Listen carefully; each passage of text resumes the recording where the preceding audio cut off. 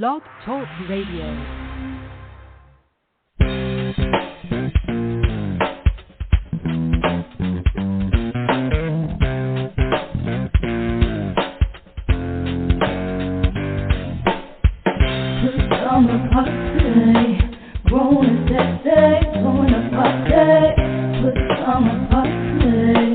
Party crew, keep it real for you. No clothes allowed. It's summer party.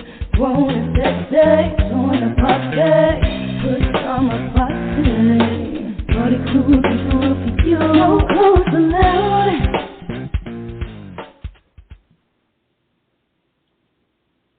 All right, welcome to another Friday night edition of the Pajama Party. One host, Poppa DD. I'm here with Ketel. Hello. And Redwine. Bonsoir, darling. Woo! Friday night. We're back at it. How you doing tonight, Poppa DD? I'm good. Oh, 3 goods. Okay. Poppa DD is triple good. How you doing, Ketel? I can't complain. Can't complain at all. How about you guys? Everything is cool over here. Fantastical. All right. All right, that's what's up. Yeah. Hey. I tell you what, it's good to be back live and taking calls. You know, had a couple of things over the last couple of weeks that was priority based, you know. Pressing issues. Oh. Mm-hmm. Yep. Well, we're back. All right. Like James said, I'm back. All right. Woo. Well, let's get it started. What's up? All right. Kick it to Poppa DD. You tell me. What's the conversation to lead us off tonight? We still got to come up with a title for that. Yeah. So, anyway, we'll figure that out. So what are we starting out with? I think that the initial conversation tonight is that do you think that we as black people really know how much buying power that we have? You know? That's a good question. For one, and let me put another twist to that. And do you think that we're manipulated to the fact that the first thing people want to do is go after our credit and put us in check? You know what I'm saying? Kind of want to slow us down, whether it's at the car dealership or the mortgage company or whatever, you know. We can go in there fired up and all of a sudden, well, I'm going to have to run your credit. It seems like they want to do it based on levering us and putting a muzzle on our mouth or whatever. But that's on the high end. But let's get back also to we can comment too on the low end, whereas do you think we realize our buying power when it comes to everyday shopping?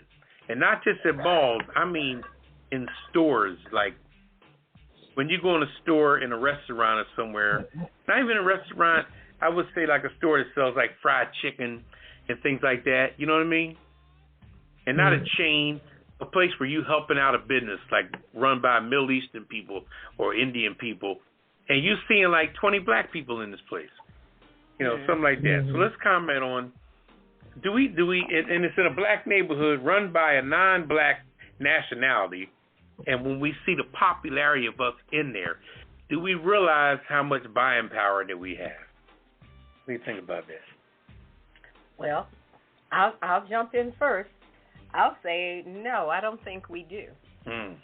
I think so many times we tend to individualize the things that we do. And we think, okay, it's just my $20. I'm about to blow up in this joint. But you don't look at it, like you said, there's like 10, 15 other black folks in there. And if you look at, it's 10 of us, all of us about to drop $20 up in this place just in the next 15 minutes. Right. And then there'll be another group coming in to do the same thing. If we could just... An hour later. Yeah, not even an hour later. 10 minutes behind them, if that. If we could just grasp the concept of if we could pool our money and come up with some idea that we could do together, and I'm not saying it's a problem supporting small business, But where are the black-owned small businesses? You know, can we support those? And if you don't have one in your neighborhood, maybe it's time to build one. But it's going to take the collective dollars in order to do it. So to go back to your original question, I don't think we do realize the power of our dollars, because so much of black dollars come into black hands and then go out of the black neighborhood. It doesn't recycle, because we don't have, some areas do have black-owned businesses, but in the areas where there aren't, and all the little places where you might go that are convenient are not owned by black business owners. So that money goes into their community, whether they be Armenian, Asian, African, whatever they may be. So that when you think about it, it doesn't make a lot of sense. But we do it all the time, all day, every day. That's my take. All right. Seems illogical, but that's what we do. What do you say, Ketel? My opinion, I think we need to, you did mention invest into black businesses, and also we need to be given a chance to have a business, because it seems like the people that come from other countries, they have a better chance than we do. And that's so unfair. And I think that's why, another reason why there's not a lot of black businesses. You see so many, other entities, other foreign people coming over here and creating a business or having a business. They are allowed to have a chance. And I'm not understanding that, because we live right here. And if, somebody black coming into the bank or this, that, we don't get a chance. And I think that is so unfair. And I think that's another reason why there's not a lot of black businesses left. They're kind of dwindling down or dwindling out. Mm-hmm. So just give us a chance. I think the black power or the black dollar, as Poppa DD said, would generate even better. Maybe we need to create some type of coalition and say, look, or a quota. If you're in a certain area and it's predominantly black, give us a chance. At least have so many per quota, so many per mile radius of black businesses. So, and then the banks need to listen as well. Give us a chance, So that's my take. Well, I agree with all of that, but do you think that black people realize the power of their dollars? I think we don't, because we are, I don't think the word afraid is the word. It's just, I don't know. I can't put my finger on it, but maybe we don't. We just don't. So. Okay. All right. What do you say, Poppa DD? But you know what, Ketel, like you said, and the way you answered that question on the first level first, which is very true, because when you're not given a break, we often get, they tell us to go sit on the egg, and wait for it to hatch. And like I said initially, sometimes when we walk into business, even a car dealership, you can go in a car dealership and, just say you was a regular common joker and you got a $5,000 check that you done saved your money. I'm going to go buy a car. I ain't really checked my credit in a while, but I'm going to go, I got $5,000. Now, the first thing that you do when you get into the dealership, you're going to get a dealer that, and we all know that when you walk up to a dealer, they got big old windows, right? So they can see everybody coming.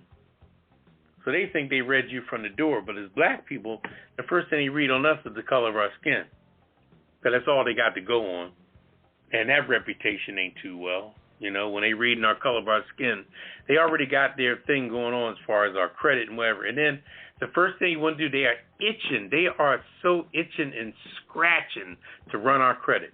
Mm-hmm. The one thing I think we should do also when we go to a car dealership, we should hold off as long as we can before our credit can get run.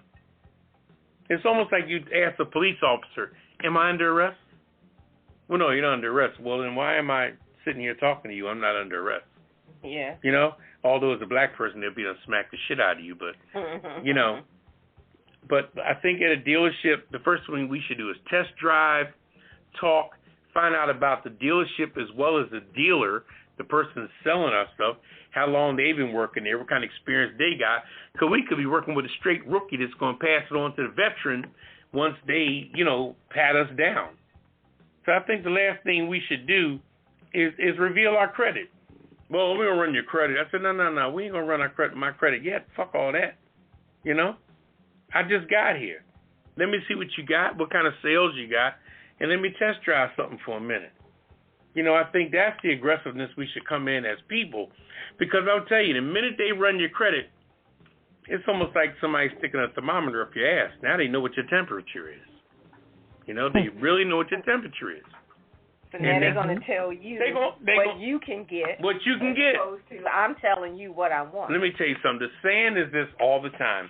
When somebody's going to get a car, are you going to buy a car or is somebody going to sell you a car? That's what happens on a Saturday morning. When you leave out that front door to go buy that car, when you're going to buy a car, that means you're going to buy something that you want. Mm-hmm. But if they're going to sell you a car, they're going to hit your credit, belittle the hell out of you and say, well, you know, that check your FICO score. You're only at 610. So I think you may need to go over to the used car lot and we can probably blah, blah, blah, blah, blah, blah, blah, you know? Yeah. And now here you go saying, damn, I wanted a fucking new car. Hmm. So, like I said, I think, but in answer to the questions initially, I don't think, no, we don't know our buying power at all because, as an example, I was in a store that sold, you know, steaks and chicken and whatever and all that jazz. And there had to be at least 15 black folks in there. All waiting, stickers everywhere. They running stuff. They got your money already. You know, you pay when you order. Now you're waiting for everything to be ordered. Then when it comes out, they're getting orders wrong. Two guys went up and lifted stuff. No, I wanted such with this. Oh, okay. That's because they're making so much money so fast that the people in the kitchen ain't keeping up with the people in the front. And everything is just, and we sit there as black people with our patience and our loyalty, and we sit there and we deal with it. But we don't realize we've been in this corner store for 45 minutes trying to get a cheesesteak, 6 chicken wings, and a goddamn whatever. An order of fries. We've been there 35, 40 minutes. Somebody who does not speak English as their first language. And then the price to buy it is like $26. Mm-hmm. If we got some company at the house, right? Oh, yeah. $26, $28. We get maybe 2 dozen wings and some shit for company at the house. We hand them jokers $40 easy. And they drop $10 worth of chicken in the fucking grease. Mm-hmm. So I don't know. Yeah, we don't know. And we definitely need to pull together to figure out what it is we got going on because, boy, I tell you. I think Ketel had the right idea. If we can get these banks to work with folks. Yeah. There's a lot of chefs and cooks and folks that are trying to do restaurants, food trucks, all kinds of things. But if you need funding and then you go in there with your application and all your paperwork and then they come up with all of these little tricks and say, oh, well, you know what, your application wasn't right. Oh, you needed to do this. Oh, you got to take a class before you can apply for that. You know, they got all this trickery going on, and it discourages people. And after a while, sometimes people just say, you know what, forget it. Because that's what they want us to do. They want us to say, forget it. I give up. But don't give up, people. Stay strong. Push through and get whatever it is you're trying to get. If they change the rules of the game, figure out the new rules and beat them at their own game. All right. I like that. I just want to make a couple of comments. I mean, let me just say this, and you understand what I'm saying. God works in mysterious ways because my personal life, I'm going through a few things, what we just touched on, as far as car dealership. And I'm going to leave it at that. I'll tell you about that probably later or next episode. And then just today, went into a restaurant, and sure, they were busy. Friday, typical Friday. It's a big popular fish place, and waiting for almost 45 minutes. And it's like, okay, everybody has been coming through here. Everybody's leaving, getting their food, but I'm just being quiet. I'm being patient. But I think, like you said, Barbara, I think you got to make some noise sometimes. I mean, the person that I was with, they made the noise. I didn't, but sometimes you do have to make some noise to get where you got to get. Just like you said, Redwine as well. These banks. So, they should respect our buying power, and we have to, like you said, Papa, know the game, know who we're dealing with, and more or less fight fire with fire. Go in there and say, look, this is what I can afford. My credit may not be the best, but I got X, Y, Z. What can you do for me? I want that vehicle. I need to leave with that vehicle. And that's how we should go in there. Yeah. I'm not settling for anything else. So just tell me right now, cut to the chase. If you're not going to be able to give me what I came here to get, then let me go now, and I'll go elsewhere. But don't waste half of my day bull jiving me. There you go. Yep. So, and then I think that way people will respect our buying power after a while. And one more note. I have to say, Miss Hughes, Kathy Hughes, she does announce on her radio station, I think Tuesdays and Fridays, black businesses every week. 3 different black businesses that are in the area that people can support. So, when you're listening to the radio, just listen out for those black businesses and help support them. So, all right, that's cool. my take. Mm-hmm. All right. Well, let's get into the rundown so we can get into the in focus. You ready for the rundown, Ketel? I'm ready. Okay. All right. Fire it up. All right. Our in focus tonight, we have House passes anti-lynching bill. Also, my in focus, inmates leaving gangs, stripping tats for jobs and better lives. Also, what the Washington Commanders don't do for the neighborhood. Also, our cocktail of the week. It's a pretty good one. What's poppin' with Poppa DD? We're going to lighten it up with our weird news. Doctors discover tooth growth in man's nose. Nasty. Ooh. Also, Florida man arrested after stealing a crossbow. And depressed parrot that stopped talking finds his voice. Okay. I'm just saying with Redwine, why do we have to fight so hard for justice? Living for the city with Poppa DD. My Hollywood wrap-up. I got some interesting stories tonight. The kisser list and the last word. So sit back, relax, and get your favorite cocktail, and we'll be back with In Focus. You're listening to the Pajama Party Show on Blog Talk Radio, WPJP. Call us on 914-803-4306. And press 1 to be in the queue so we'll know you have something to say. We'll be right back. I am Ketel from the original Pajama Party. If you haven't heard Pajama Party Show, you've missed out. We've got hot topics, hidden and quitted headlines, what's poppin' with Poppa DD, our weird news.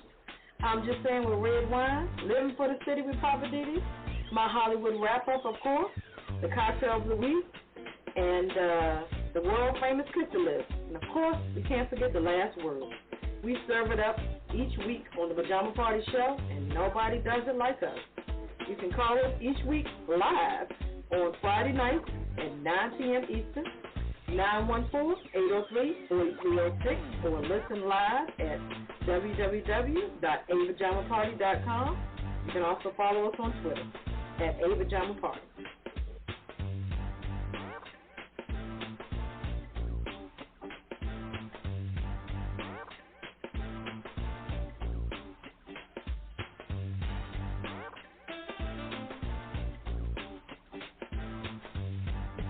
All right, welcome back to the John Party. I'm your host, Poppa DD. I'm here with Ketel. Hello. Redwine. Bonsoir, darling. All right, it's time to get in focus. I'm going to kick it off and talk about the House has passed a bill making lynching a federal hate crime. And it's amazing to me that in this day and time, this is even still a discussion. But on this past Monday, the House, and I'm talking about the House of Representatives, overwhelmingly approved legislation that would make lynching a federal hate crime. And this is 2 years after similar legislation was passed by the chamber, but it had gotten held up by your boy with the curly hair, Jerry Curl, Senator Rand Paul. So this would have happened 2 years ago, but Rand Paul had a problem with it, and that held it up before. So now, House Resolution 55, which is called the Emmett Till Anti-Lynching Act, was introduced by Representative Bobby Rush, my man Bobby Rush out of Illinois. And this would amend the U.S. Code to designate lynching as a hate crime punishable by up to 30 years in prison. Up to 30 years. So, of course, historically, more than 4,000 people, mostly black folks, were reported lynched in the United States between 1882 and 1968 in all but a handful of states, predominantly, if not all, southern states. 99% of the perpetrators escaped state or local punishment, according to what Bobby Rush's office reported. So folks were just getting away with it. And that's pathetic, that people could just lynch somebody, a black person in America, and just walk away from it like no big deal. So on this past Monday, the vote in the House of Representatives was 422 to 3. There were actually 3 dimwits who voted against the anti-lynching bill. And it blows my mind. And here's another interesting thing. This anti-lynching bill trying to make it a federal hate crime, this thing has failed 200 times, goes way back to the 1800s. So it's taken 104 years to make this happen. Can you believe that? Since the time, I guess, when lynching became a thing, up until now, 200 failed attempts, 104 years, finally got it done. So here's the 3 numbnuts who voted no. These are, of course, Republican Representatives Andrew Clyde from Georgia, southern state, Thomas Massey from Kentucky, another southern state, and Chip Roy from Texas, another southern state. Why do these southern Republicans have such a problem making lynching a federal hate crime? I'm like, what, you got family members that are involved or what? What you, I don't know. Anyway, in a statement Monday night, Representative Bobby Rush said that modern-day lynchings like the murder of Ahmaud Arbery make it abundantly clear that racist hatred and terror have fueled the lynching of Emmett Till, that it's still prevalent in America to this day. And that's why they were pushing, trying to get this done. So Nancy Pelosi, who's the House Speaker, and she's from California, Democrat, she's calling on the Senate to take immediate action, send this thing to the president's desk so that President Biden can go ahead and sign it and put this into law. Because right now it's just the House has approved it, and now it's got to go. I mean, the Senate had already approved it, so now it's got to go to the president's desk. So hopefully they'll go ahead and do that and get it done. So I'm sure everybody remembers the history of Emmett Till. He was 14 years old, a black young man who was brutally tortured and murdered in Mississippi, all over a white woman who claimed that he, I don't know, did she claim, she claimed that he, touched her, raped her, or something along that line, and it was all a lie. So way after the fact, after he was dead and gone, she finally confessed that it was all a lie. But anyway, that's who the bill is named for. So, like I said, Rand Paul, back in 2020, had objected to it when it came up then, because he said that he felt that it might conflate lesser crimes with lynching. So I guess he figured that somehow if you had a anti-lynching bill, and somebody got into a scuffle or a fight, that somehow it might fall into that category. I'm like, really? That's like if somebody punches you in the face and you claim they murdered you. It's two different things. How is a lynching, how can that be confused with something less heinous? But I think he just didn't understand what it actually meant. He understands exactly.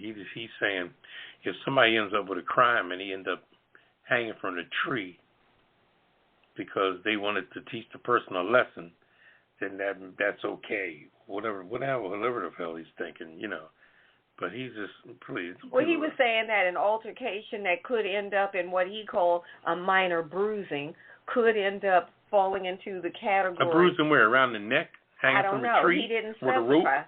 He just said, in quotes, a minor bruising. Yeah, but I'm saying, lynching means to be hung. So what are you downplaying? See, they don't get the way I'm saying it. I don't understand the way I'm why talking, he's the way I'm talking right now, politicians don't get rebuttal like I'm saying. Mm-hmm. They don't get it. They say something stupid and it don't even get commented on. So therefore, you can just talk stupid all day. The girl. And his stupidity in 2020 blocked the bill. Well, nobody challenged it. Conscientious stupidity. He's conscious. What if Forrest Gump says stupid is stupid does or something? Then That's what he said. It. Yeah, but now he's on board. Mm-hmm. But in 2020, he was talking all this old stupid stuff. So anyway, so that's what's happening. So now it's just a matter of them sending it to the president's desk to get the signature, the official presidential signature. Well, that's because it's an election year now, and everybody's trying to, secure a job. Because the only way you become anything is to be elected, and that's what people don't understand. That's on the same level like we were saying about black people not knowing their buying power. People don't realize that these politicians are only sitting in that chair because somebody voted for them. It's not because they're a nice person that got money or they got pulled, got clout, got good credit. No, they were brought in there from an election. Right. That's why they're trying to change it up so they can have a job for life. What else they going to do? Where else is Rand Paul going to go? Work for Burger King? What are he going to be? He going to be an Uber driver or something? They ain't got no other careers to go to. It's sad. But let me read the definition of lynching. An act of terror meant to spread fear among blacks, serve the broad social purpose of maintaining white supremacy in the economic, social, and political sphere. That speaks for itself. So those that's clear to me. Right. Those people why would you put them? Right. They just trying to stay into that quote-unquote white supremacy, sphere. They want that to stay. They don't want us to do shit. Excuse my language, but they don't want us to do jack. They want us to stay where they put us, where they say they put us. But guess what? We are overcoming and we are rising higher than all y'all white folks. So y'all better get a grip. Yeah, and they're still pissed off about that. Oh, I saw this video clip this week with this this white person down in Georgia, Atlanta actually, pissed off about, that area in Atlanta called Buckhead. Yeah. This person was at the gas station ranting and raving like an idiot talking about, this is why we need to take back Buckhead. Take back, this is what the white person said. This is why we need to take back Buckhead. So the black person who was recording this said, oh, you mad because my car looks better than yours? You mad because I got more money than you? This white guy was pissed, talking about this is why we need to take back Buckhead. I'm like, yeah, good luck with that. So where was this Buckhead where? This was Buckhead in right outside of Atlanta, one of the suburbs of Atlanta where the folk with the money are. And it's a lot of black folks with money in Buckhead now. They can't take it. They can't take it. So this You're person not supposed to be on the same level as they are. God, this person was having a little jealousy attack, and the brother recording it said, "Oh, you mad because my car is nicer than yours? You mad because I got more money than you?" Wow, that's what it is. They can't figure out. They can't figure out why we have certain things because we work hard for them. That's why. Exactly. So. But they act like we're not supposed to have anything. You know, they don't want us to have anything. They want us to stay at the bottom of their damn shoe. I see that city is 77% white and only 11% black. So. Yeah, but Bucky is not even outside of Atlanta. It's right there in Atlanta. It's really a neighborhood. It's a neighborhood where all your hotels and movies and all that stuff is. And supposed to be a little upscale, but they got your Holiday Inn Expresses and all that. I went to a wedding there at a Holiday Inn Express, and it's it's right there. Well, apparently this person was pissed. About this is why we need to take it back. First of all, how old is he, and what does he really know? You know what I mean? When you say we need to take it back, you got to be. You should be at least 80 years old. Oh, if you're talking nowhere near 80. That's what I'm saying. But you need to be that age.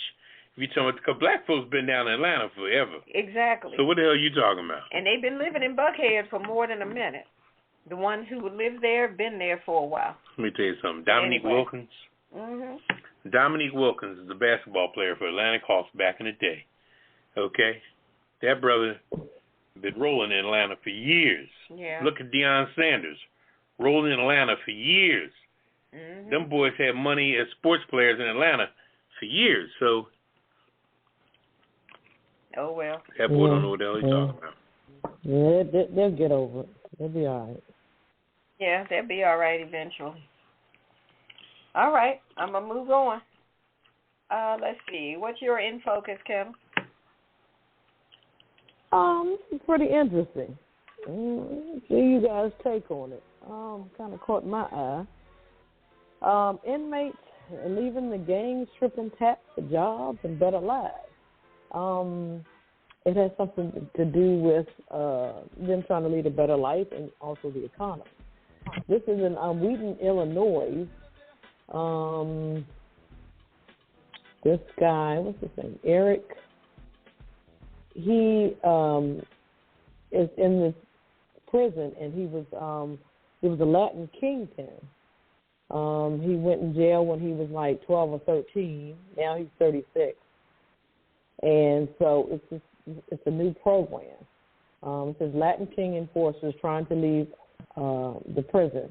He is seeking to scrub his past by erasing his gang tattoos through a new gang sensation and jobs program.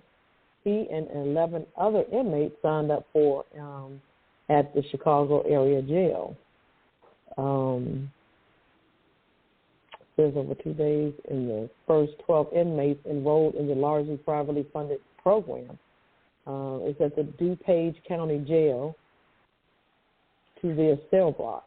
For their safety, they're isolated from 500 other inmates. I guess because they're taking their tattoos off and they're leaving the gang. They want to leave the gangs for good. So they want to go out in society and get real jobs. Like I said, also the economy has something to do with it because people are looking for people to work. Can't find any. Yeah, you're right. I think this is perfect, what they want to do. But the only thing is, you've been in a gang all your life in jail and everything. It's like, you have people on the outside. They still might try to come get you. That's the crazy part. That's the conflicting part to me. Yeah. But, I hate to say it. When people try to do better, people still going to try to continue to bring you down, and that's not fair. So, because they were saying because of COVID has driven labor shortages. So, businesses are saying, hey, we want them. It doesn't matter. But the tattoos, I think them taking the tattoos off and stuff, that helps them as far as emotional-wise, like I'm getting away from this life and I'm leading a new life. So I think it's a pretty good program. So, it seems like a good idea. But I wonder how hard is it for them to adjust once they get out. You know, for him to have been in jail from such a young age. That's true. And then once you finally get out, you know, that's got to be like a major adjustment. Mhm. Yeah, the way the world is today. Yeah. That's true. Yeah. How do you adjust? Hopefully there's a transitional program in between. Even though this program helps get the tattoos off, and they help try to, you know, search jobs for them. Like you said, there is an adjustment period there as far as mentally. So. I mean, mentally, emotionally, you know, socially, the whole thing. Sure. That's a major adjustment when you're used to having somebody dictate to you what you can and cannot do every hour of the day, and now you're on your own and you got to figure it out for yourself for the first time. Right. That's and then a major adjustment. You said he was in jail from 13 or 12? 13, yeah. And he's 36 now. Yeah. And he was, you know, kingpin, you know, all these tattoos and everything on him, and his mentality was just that, you know. So now you're getting out, getting a job, shoot. Somebody might step on your foot by accident. You might be ready to stab him. You know, you just don't know. So, yeah, they are going to have to go through a transitional period, Yeah, you got to learn how to deal with conflict resolution. You know, if somebody bumps into you standing in line somewhere, you can't just be ready to, you know, wipe somebody off the map at all. You got to be able to, you know, be able to chill. But all of those are learned behaviors. Yeah, that's true. He's only been around, he's been in jail. He's been around, you know, his gang members, you know. So I guess he's going to get a new gang. Yeah. You said this was in Chicago? Correct. Right. Okay. Well, that's interesting because Chicago jails usually are never doing anything positive. Well, yeah. Well, it's a good thing. What do you think, Papa? What's your take on it? Good thing. Because, you know, there's crazy people out here in the street today. You know, that even so-called sane people that got some crap with them. So what's the difference? I mean, jail used to be a place that people went to. Nowadays, man, we live in hell on earth anymore today with different people. The crimes we hear about today are so heinous that it's hard to believe that that person was actually walking the street before they did that crime. So it's crazy. Yeah, you're right. I heard some stuff on the news today. I was like, oh my gosh. Yeah. It's getting crazy. Crazy. Yeah. But it's interesting. I'll read a quote. What he said. He said, being a gang member in my neighborhood was better than being the president of the United States, he said. He said, I wanted the cars, the women, the power, the respect. So here again, you're leaving, you know, the gang in jail, but you're behind bars. You do have that respect and on the in the neighborhood. But now when you get out, you know, you've been kind of stripped of that. So, you know, do you have those things? Are you going to have a car? Are you going to have the women? You're going to have the power to respect. So that's a big adjustment. It's really interesting to see. Yeah. I would think you won't have any of that because whatever gangs you were associated with, if they still exist, you're not an active part of it, I would think. So you don't have any clout. You got no pull. Your name probably means nothing. No, I mean, in retrospect of, like, when he gets out, finds a job, you know, you're going to have a car there waiting for you. You're going to have a girlfriend or wife waiting for you. So then after that, then you have to gain the power, so to speak. The power will be the money to me, and the respect will be you living a productive life. So I'm just saying it's the same things that he wants, but it's going to have to be gotten differently. You understand what I'm saying, Papa? Right. Yeah, exactly. So, So he has to get all those things legitimately now. Right, so to speak. So, yeah. Okay. Mm-hmm. Interesting. All right. That is interesting. Well, I hope that program works out and they get the funding continually that they need so that they can do what they got to do. Mhm. But see, the only thing I didn't like about this is the people's names are out there now. So it's like, oh, okay, so you want to come clean. Like, say, for instance, you got gang members on the outside. Now they know, okay, you're trying to get clean, you're trying to get away. They don't want you to get away from them. They want to F your life up, okay, want to be the same as theirs. So that's the only thing I didn't like about that. Yeah, that's true. They probably should have used an anonymous name or something. You don't tell them what you did before you went in and who's still after you. That's what I'm saying. So, all right. Yeah, that's a good point. Mm-hmm. All right. Well, we're going to take a quick break, and then we'll come back with some more of In Focus on the Pajama Party Show. And if you want to join the conversation, you can give us a call on, what's the number, Ketel? 914-803-4306. And press 1. We'll be back on the other side of the break.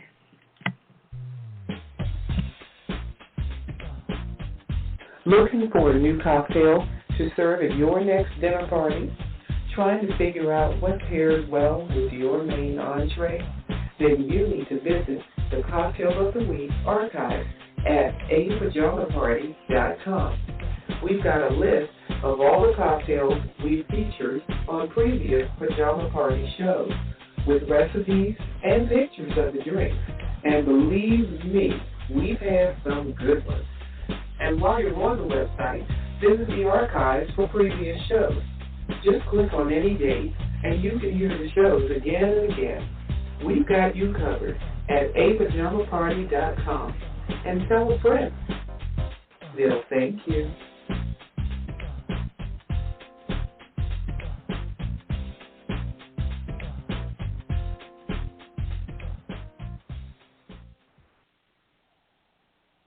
All right, welcome back to the Pajama Party. One who's Poppa DD. I'm here with Ketel. Hello. And Redwine. Bonsoir, darling. All right. We got one more In Focus for you, and it's up to you, Poppa DD. What you got?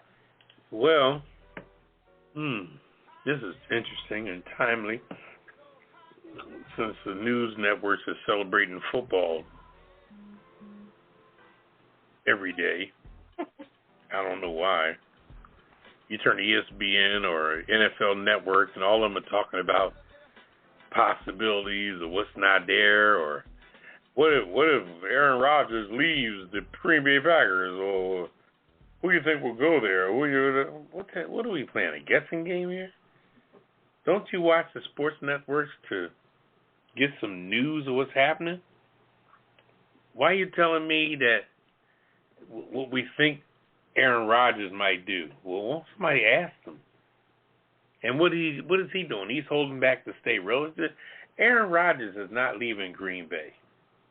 Okay? Where the hell is he going to go? As honorary and belligerent as he is, how the hell is he going to settle somewhere? And he's a hillbilly, you know? He ain't no real L.A. guy. So it ain't like he's going to run up there to SoFi Stadium or nothing like that. But that was all a preempt on what I really want to talk about. And that's the Washington Commanders. Man, what a joke that is. What a soap opera that is. It's Ketel's people now. Okay, let me tell you something. You're talking about your people, Ketel. That team has been dipping in the sauce for literally for a long time. Mm-hmm. And then you got RG3, who's going to do a tell-all book. He withdrew the book from coming out. What? Took a payout from them. Took a payout from the Washington Commanders to not put out his tell-all book. And he went for it. I said, man, you know what? You shot yourself just in your foot just as bad as you let the Washington Redskins mess up your knee. Okay? When that Mike Shanahan sends you out there in that playoff game and you wasn't really healed yet, and they hit you in your leg, and you fumbled that ball at a time when they were trying to win the playoff game, and the ball went right and he went left holding his leg because it wasn't healed, and his career never was the same. And he was a first-round draft choice. You know? Heisman Trophy winner. Okay? Big time. What a number of possibilities for this brother. Mike Shanahan was the old coach on his way out. His son is the coach of the San Francisco 49ers now, Kyle Shanahan. But at the time, Mike Shanahan was a has-been. And he knew that if he didn't win that season, the Redskins were going to get rid of him, which they did. But RG3 messed up his knee, destroyed his career, and then he knew all about all the scandal stuff they talking about now. Cheerleaders and this one fucking that one and all kind of shit that was going on.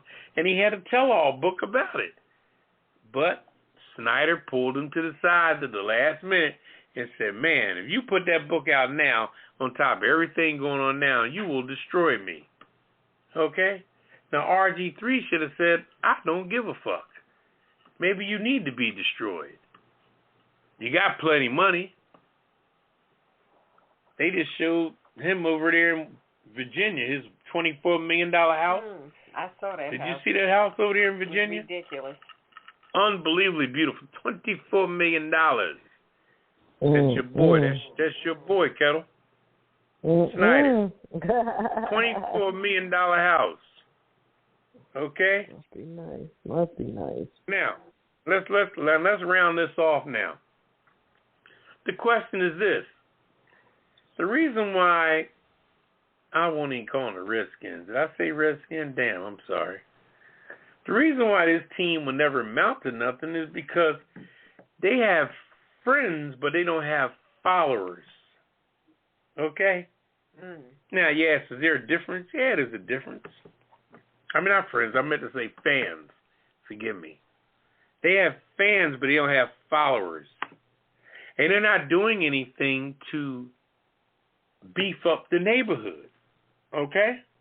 Now, when I came up to this area a few years ago, I came down this street. I was on 202 in a town called Landover, Maryland.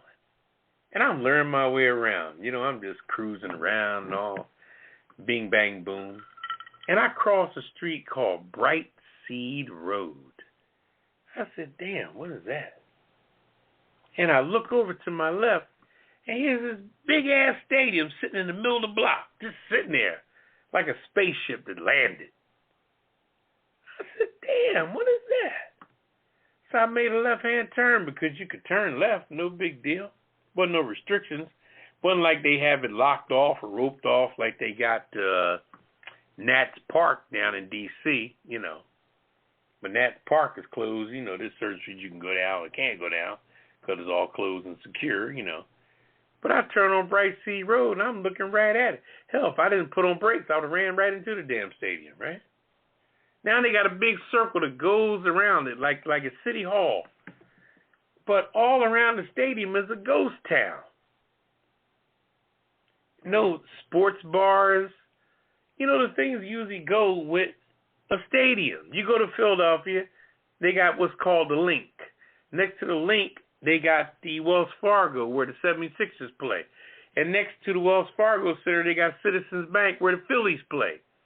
And down there, they got all these nice restaurants, Chicky and Pete's, and all these places that support the Phillies, the Eagles, and the 76ers. Look at SoFi Stadium in L.A. Now, the L.A. Chargers and the L.A. Rams share that. That's right there in Inglewood, you know, where before they built the Staples Center, that's where Magic Johnson and all them played back in the day, you know? And all that in Inglewood, it came along with the stadium. Now that stadium done generate all kinds of stuff. Now, let's go over to Brooklyn, where they got what's called the Barclays Center. The Barclays Center, I remember, was a hole in the street. I used to hang up in Brooklyn back in the day. The Jets were supposed to buy it, but they reneged, and they stayed over there in the Meadowlands with the Giants. Okay?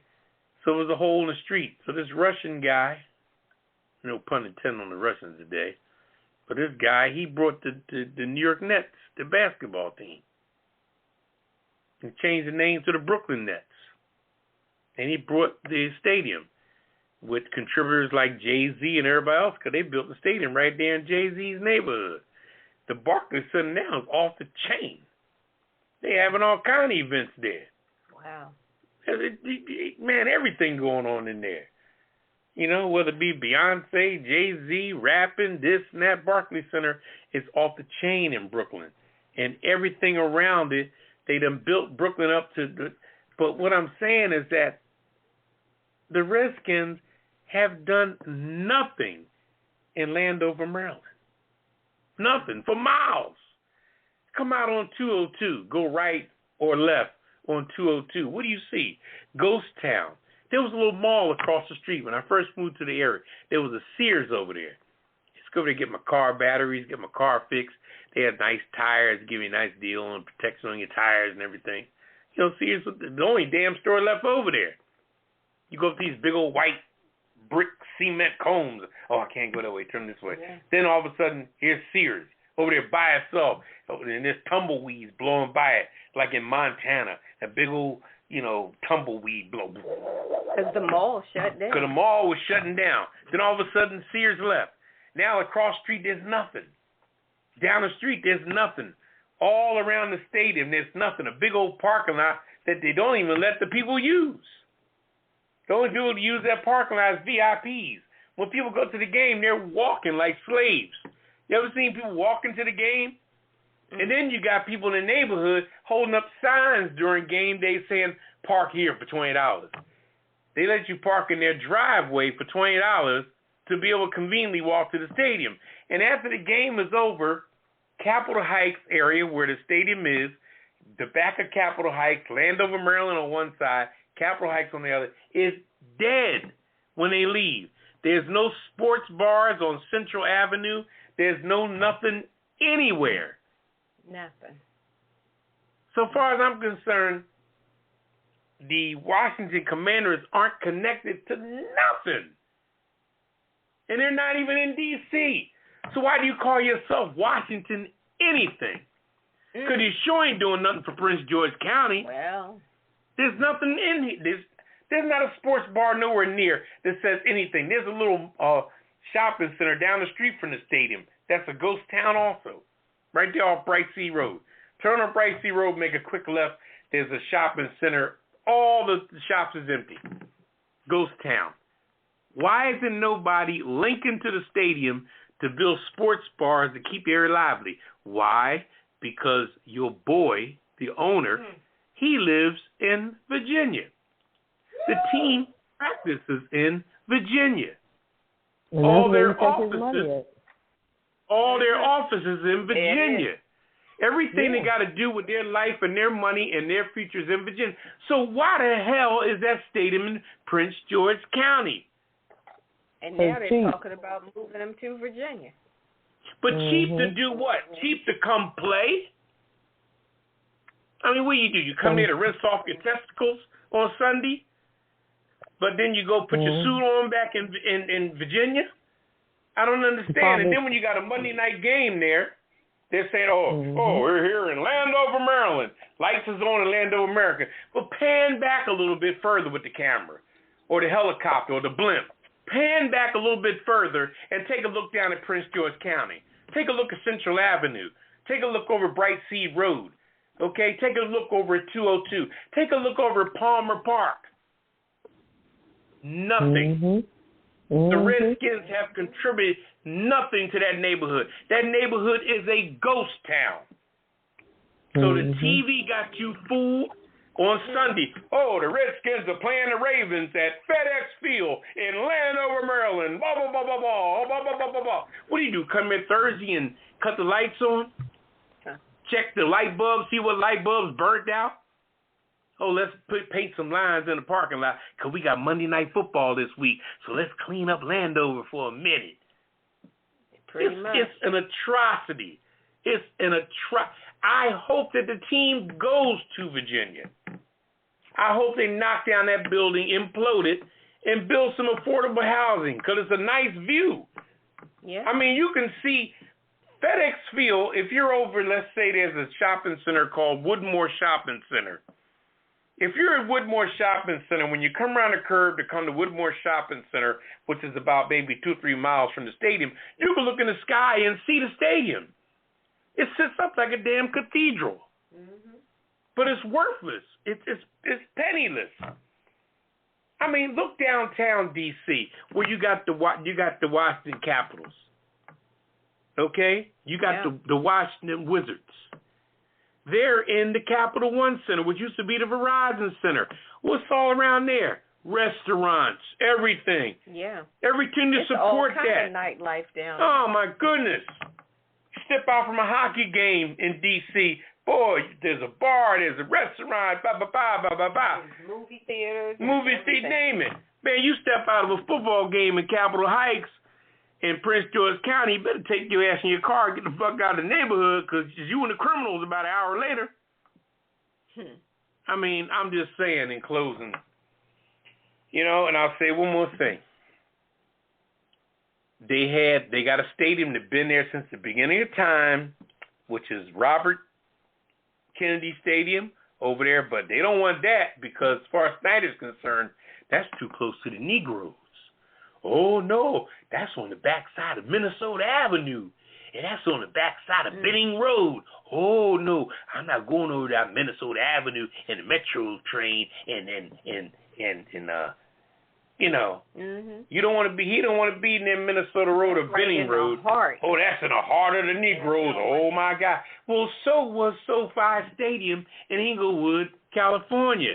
That's a black neighborhood. But shit, you wouldn't know now. SoFi costs $5 billion. And it's fabulous. Let me tell you what $5 billion will do to a black neighborhood. Clean it up, won't it? Oh yeah. Will it clean it up? Clean it up. With a $5 billion remake, what would $5 billion do over there by Minnesota Avenue and Benning Road? Wow. What would it do? What would it do? Light it $5 up. billion. Hook it up. Light it up. But here's the difference though. See, when you're scared of black folks, you don't want to spend 10 cents. That's the problem. Sometimes you got to get past the thickness to get to the thin. But Snyder ain't gonna do that. He think Virginia is this and that. But I tell you what, with that little governor they just got over there, what's his name? Gosh. Please, Youngkin. Let me tell you something, please. Yeah. Okay, you follow him if you want to. Go ahead and follow him. He's an idiot. He ain't got but 4 years. Okay, it took 5 years to build SoFi Stadium. So by the time they build something in Virginia, what they trying to get them to do, he'll be out of there. And I'm telling you, you look at the history right now, and like I said, and in closing, I'll say this here. FedEx Stadium ain't doing Prince George County a bit of good. They cut the lights on Sunday, Monday night, or maybe a Thursday night game, and that's the only time that stadium shows some light. Other than that, everybody packs their shit and goes back to Virginia, and that place is a ghost town. You're right about it. Crazy. I'm going to leave it at that. That's the story of your Washington Commanders with their new uniforms and all their. We're new. We got a black guy running it now, and we're so black, and we changed the name, and we got a Spanish coach, Ron Rivera. He's a Spanish coach. We got a black president, and we got Doug. What's his name? We got Doug Williams. He's our director. So we're just black. Says Snyder. Give me a break on that bullshit. I'm done. Well, on that note, I'm jiggling my ice because I need a cocktail, Kevin. Okay, I just want to make a quick comment that I can't remember the governor's name, but he was the governor of Maryland at the time that they built the stadium, and they talked to him on a news feed, and he said it was a mistake. He didn't want it to go through, but he was, quote unquote, kind of pressured to put it through. You know, Yeah. Money talks, BS walk. And he Yeah. said he thought it was not a good idea from the start because of what you said, Poppa DD. There's nothing there. Like you said, Yeah. they needed to have some restaurant, something connected, some kind of waterfront, something. Yeah, there was nothing Yeah, to to keep support it going.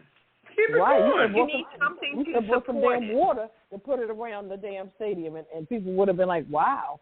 And restaurants, but there's And nothing. restaurants. Yeah, there's Yeah. nothing to So- do. When There's the game not- is oh my over, God. it's like everybody scatters. Scatters. So those are dollars Scatters. that leave the county. So Mhm. what benefit is it to have the stadium if everybody's taking their money back to wherever they come from? And even when the game is going on, all the money is being spent in the stadium. Exactly. On concessions. In the concessions. There's nothing. I don't know what Pre-game stuff, there's nowhere. I don't know what Prince George County is getting out of this whole situation. Nothing. At That's all. the problem. Nothing. Bright Seed Road, all that stuff is ghost town. I can't remember who the governor was, but let's get to the cocktail of Anyway, the week. yeah. I need one. I didn't mean to beat up on any fans of the Oh, no. Commanders you, out you there. did fine. That was a good one, Papa. It's all good. Can we I take apologize. Can we take a little CC break before we get to the cocktail? Okay. We'll switch up. All I right. was ready for the cocktail. I'm jiggling my glass, but all right. Sorry about that. Ketel wants a cocktail. I mean, you ever say a cocktail break? Ketel wants a commercial break. All right. We'll do that, and then we'll come back with Ketel and the cocktail of the week on the on the. I can't even talk on the. What is this? Pajama Party Show. We'll be back on the other side of the break. Living just enough for the city. Okay, but why are we doing Stevie Wonder? I thought we were doing Pajama Well, Party. I was talking about my little one of my segments of Living for the City. Join the party. Now you ride me. That's every Friday night at 9. Pajama Party. No clothes allowed. Ketel and Redwine step on my parade. I had the mic first. And they're coming in just trying to, It's my turn. She gonna think. What number to call? Yeah, call us at 914 803 4306 and press 1. And press 1 to be put into the queue. And say what you have to say. You can read off what we're talking about. Come up with a new subject of your own. We're easy. We're liberal. We're easy. Eastern time. We're here at 9 p.m. Friday nights. That's 6 o'clock on the West Coast. And maybe 7 o'clock in the mountains or in the 7 in the mountains. around 8 o'clock Central. Michigan and New Orleans and all that. We're like an hour back. Yeah. But 9 o'clock on the East Coast. 9:15 CT time. CP time 9:15. Don't be late when you listen to us. It's 9 o'clock on the dot. That's right. Every Friday night. We'll see you there. Goodbye. All right, welcome back to Pajama Party. One Hills, Poppa DD. I'm here with Ketel Hello. and Redwine. Cheers. Bonsoir. Oh, listen at you. Talking about some cheers. You all ready. It's time for Ketel and the cocktail of the week. Okay. The cocktail of the week. This was a pretty good one. This is for a party. This is a timely concoction for a party. Simply prepare the ginger syrup and refrigerate. It's called the ginger pear and brandy cocktail. Ingredients are 1/4 cup of water, 3 teaspoons of sugar, a 1/4 cup of chopped peeled fresh ginger, 3 cups of pear juice, 1 cup of cognac. Sounds my kind of party. And 10 lemon rind twist. So this sounds like it makes a punch. This is a punch. Oh, okay. So combine a 1/4 cup of water and sugar in a small saucepan, to make the syrup. Remove from the heat. Add ginger. Cover and let stand 15 minutes. Strain sugar mixture. Chill for 30 minutes. So fill with a large martini shaker half full with ice. Add sugar mixture, juice, and cognac. Shake until chilled. Strain a half a cup of mixture into each of 10 martini glasses. Wow. Oh. And garnish each serving with 1 lemon twist. Interesting. Ooh la la. Okay. So that's a ginger, pear, and brandy cocktail. Okay, got it. Ginger, pear, and brandy cocktail. Okay. That sounds like something tasty. that would be real good on a cold night. Oh, for sure. Yeah. I can serve it hot as well. Yeah. I like the twist of the ginger. And, of course, the cognac. What type of cognac would you choose, Papa?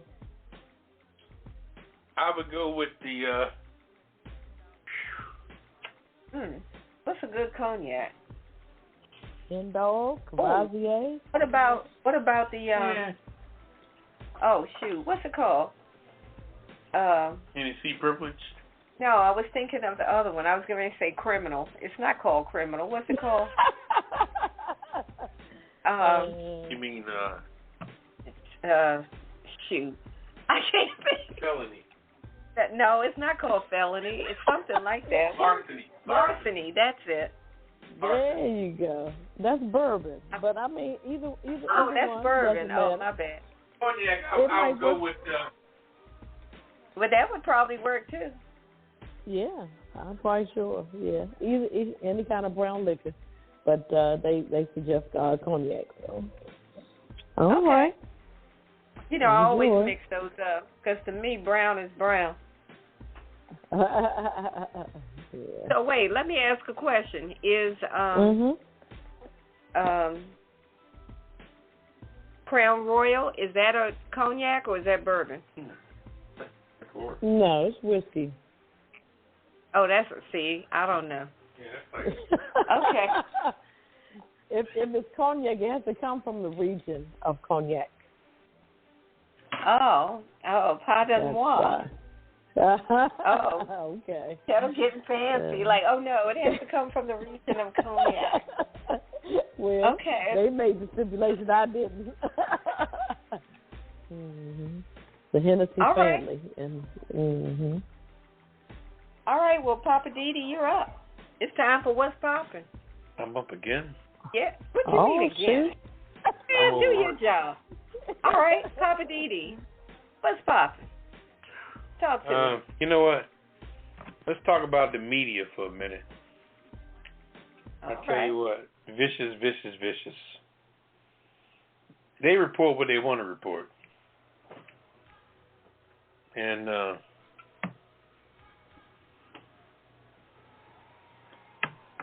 you know, I'm going to just speak on 2 different incidents that just happened not long ago. And when the Rams won the parade,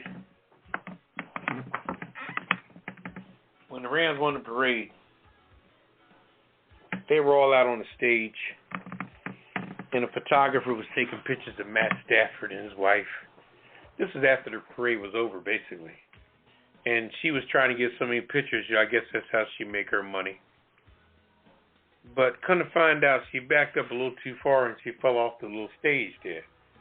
And the stage is like 6 feet off the ground, so it's almost like falling into your own, coffin pit, basically. Because you're buried 6 feet down, I guess. At least that's the word on the street. Anyway, so she falls, and you can see Matthew Stafford, the quarterback of the Los Angeles Rams. They just won. That was at their parade. Like I said, it was almost over, so everybody had kind of went away. And he was drunk because he had been drinking all day. He was drinking champagne, then he's drinking out of this long brown bottle. So when she fell, he was drinking water at that time, I guess, to kind of wear down his little. He just kind of nodded his head and turned around and was walking away. And his wife kind of tapped him and said, she fell. And he turned around. He saw her fall, but he didn't give a shit. And you could see it all in his face and his actions and everything. But that was never talked about in the media. And I'm like, wait a minute. This shit was pretty obvious. So how did that not be talked about was because they just won the Super Bowl. He was the quarterback. He was a white boy. I mean, what was it? They did not talk about that at all. So, but then about a week later, Juwan Howard, who's the coach of the Michigan Wolverines basketball team, he got into a scuffle with the coach of the other team from Wisconsin. And they went to shake hands at the end. He was going to shake Wisconsin's players' hands. He didn't want to shake the coach's hands because they got into a little beef during the game. So he went to walk past the coach. And the coach grabbed his arm. And Juwan said, don't touch me. I ain't trying to talk to you right now. So he's getting into it with the coach and everything, and a little scuffle broke out. But then the assistant coach of Wisconsin came over, and Juwan Howard smacked him in the face. Okay, because the assistant said something to him, because you get video, but you don't get audio.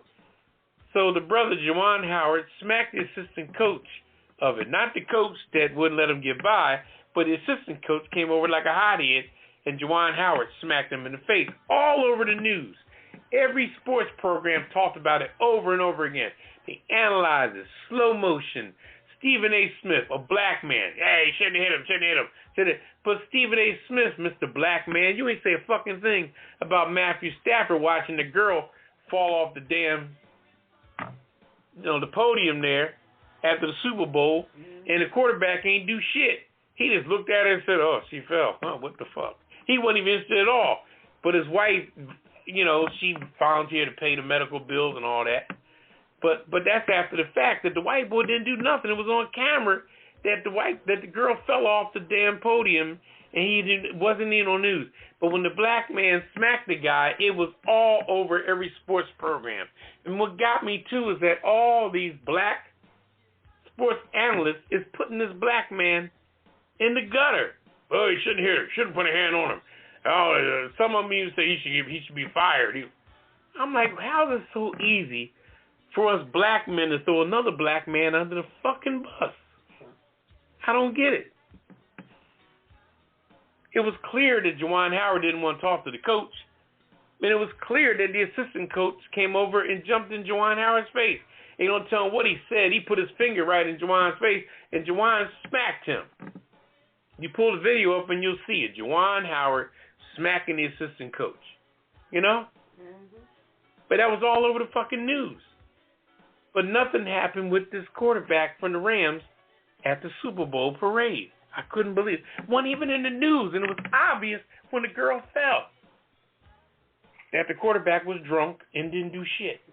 He looked and said, oh, well, turned around, drank his water, walked away. So I'm going to leave it at that to show you that the media shows what the hell they want to show. Yeah. I saw that video. You could read his lips. It looked like he said, oh, crap. Oh, crap. And then he turned around and walked away. Turned and walked away. I'm like, oh, you're not going to say somebody should help her up, or is she okay? He just said, oh, crap, and took a sip of water and walked away. Walked away. But you're right. Nobody really reported that. Nobody said you could find anything. it on social media and stuff, but the mainstream media I ain't seen on CBS, ABC, NBC. But Juwan Howard smacking that motherfucking coach? Oh, yeah, that was all over the news. Shit, please. Evening news, the early news, late news. You're right about it. That was right up there with Martin Luther King's assassination. That's how popular that shit. That's messed up. That was crazy. Yeah, so the media and the people who run the media, they don't want to, talk about it. I'm going to talk about, later on another neighborhood situation that involves the media as well, where they blanked out somebody's whole body during this, a white person's body, But they don't do that to black people, but we'll talk about it later. All right, good one, Poppa DD. Yeah, that was. All right now. All right, well, it's time for the weird news. And I've got the first one. And this is a crazy one. all I can say is I don't know where these things pop up from, but if it's weird, we have a way of finding them. So the first one we got tonight is that a 38-year-old man who had been struggling to breathe through his right nostril for years finally discovered the surprising culprit. It was a rogue tooth. After visiting clinicians at a Mount Sinai ear, nose, and throat clinic, the man had not suffered any blows to the face. He didn't have any face or head abnormalities or any of that kind of stuff. And they reported all this in the New England Journal of Medicine. But he did appear to have a deviated septum, which is when you have a bone or some kind of cartilage that's the bone and the cartilage that separates your two nostrils. His was off-center or possibly crooked. When they found that there was a bone-like substance growing near the back part of his nose. So when the doctors and the oral surgeons went to do an invasive exam, they found a hard white mass in his right nostrils that they said was an inverted ectopic tooth. Basically, it was an upside tooth in the wrong place. It was in the back of his nose on his right in his right nostril. So they were able to surgically remove it, and all his symptoms with his difficulty in breathing on the right side immediately went away. So they were saying ectopic teeth in other areas of the mouth are not that uncommon, but to find one in the nose is pretty rare. So there you go. He had a freaky tooth growing in his nose. So they pulled it out. Now the man can breathe. He's straight now. Well, good for him. But, you know, everything is kind of connected. You know, your nose, your mouth, all that's kind of connected. So it just grew the wrong way. That's still pretty strange how you get a tooth that should be in your mouth. Somehow it's growing up in the right side of your nostril. But they straighten them out. Oh, okay. All right, literally. Let me see. You all right over there, Papa? Yeah, I'm good. Thank you. All right. Florida man arrested after stealing a crossbow. Oh, boy. A suspect has been arrested for allegedly stealing a crossbow by stuffing it down his trousers in Florida. Put him on a kiss list. Darren Durant was shown on CCTV at the True Value store. 46-year-old can be seen walking into the shop with a crutch before taking a pair of cutting tools and removing the security tag on a Raven Rio crossbow.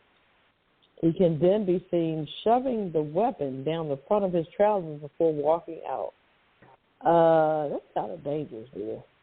Yeah, amazingly, that's crazy. He made it out of the shop, but was arrested a few days later in the car park of a nearby store. An arrest warrant had been issued by the Brevard County for Durant, who was currently in custody on unrelated burglary charges. So what, are you using a crossbow for burglary charges? Or how did nobody people? see that? I don't get it. They didn't stop him. Probably was a white man. Shit, they ain't taking nothing up Florida. It was definitely a white man, but I mean, a crossbow in the leg of your pants? What did they think? He had the biggest penis ever? I don't understand. I guess. I was been scared to put it down there. Shit, it's crazy. That shit would have went off. He wouldn't have had none. Harpooned his foot. But anyway, all right. What's your weird news, Poppa DD? This is weird. This is about a parrot that was depressed, and he stopped talking, and they say he found his voice again. Oh, poor baby. His name was Jesse. Oh. He was a potty mouth African gray parrot. Oh, boy. And he was so down in the dumps that he started to pluck his feathers out after his owner died. Oh, Jesse. So the animal rescue workers have now found Jesse a new home, and he's making himself very comfortable. Oh, good. So his 4-letter outbursts are accompanied by various rude sounds He loves to make fart noises, joke and swear. Owner Rachel Leather said that his language is awful. Okay, when rescue workers at Ashley's Health Animal Center in Dorset first took Jesse into their care, it was clear he was experiencing more than his fair share of grief and stress. But 9-year-old Jesse didn't say a word, except for sadly whispering goodbye to the RSPCP staff. He seemed lonely and depressed after such a loss. We knew we need to get Jesse into a home environment as quick as possible. Poor baby. Now the chatty bird has struck up a rapport with a dog behaviorist, Rachel. This lady is a dog shrink, whatever. Mm-hmm. And he's settling well with her family and their 2 dogs and 5 cats. Jeez. So after learning Rachel's partner calls her babe, he also shouts out, babe. And to get her attention, he then tells her, fuck off, fuck off. Jesse. So when I tell Jesse... Shame on you, Jesse. So, where was that? Rachel says, when I tell Jesse he's funny, he responds, yes, I'm fucking hilarious.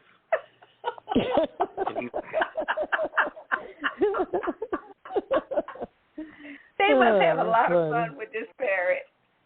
Oh, yeah, so he's back in the groove, you know.